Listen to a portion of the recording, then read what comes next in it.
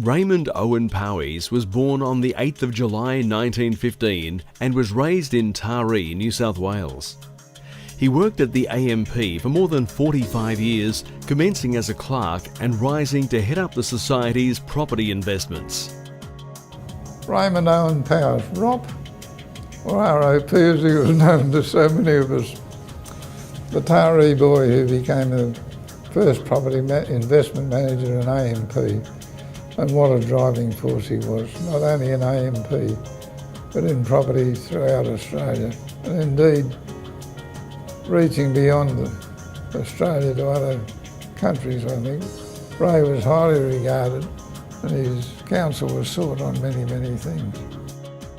Ray cut his teeth sorting out the finances on the AMP's 90-mile desert scheme in the 1950s, an ambitious plan to create arable farmland for returned soldiers in South Australia.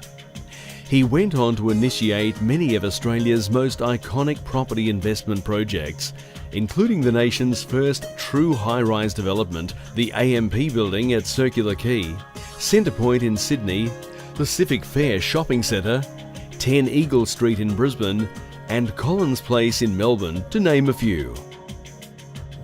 Ray Powys was a pioneer of the property asset class in Australia.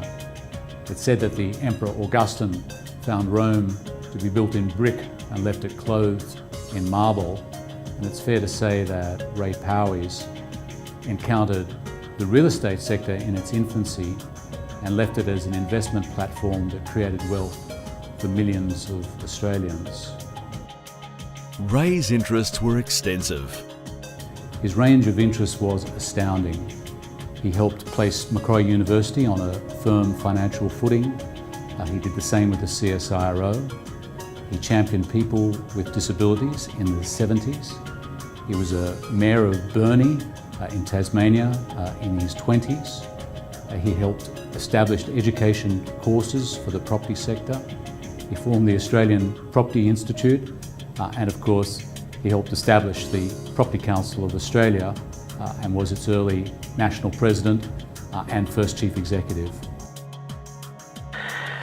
Once we got started, it became very obvious that people were looking to us to represent the owners of big commercial properties in dealings with government and financiers and people generally, and so we made a conscious decision later on that we would become a trade organisation.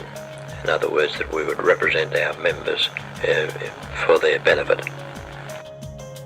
Well, I reckon Ray had an incredible ability to look at those broader things, to see, you know, from the AMP's point of view, but see where the AMP's point of view fitted into a broader industry point of view, to see where that broader industry point of view fitted into a national view, and where that national view fitted in internationally, globally, because he was a man of tremendous vision and a very restless, always wanting to do something, never quite satisfied with where he was. There was always something had to go on and on. Macquarie University is now a world-leading university, and Raymond Powys was instrumental in this achievement. For 14 years, starting when Macquarie was very young, Ray, as council member and chair of the Finance Committee, set the foundations we now enjoy at Macquarie. Ray's contribution on the property side of Macquarie can be seen in over 30 international companies on our campus. His contribution to the business community in general is well known.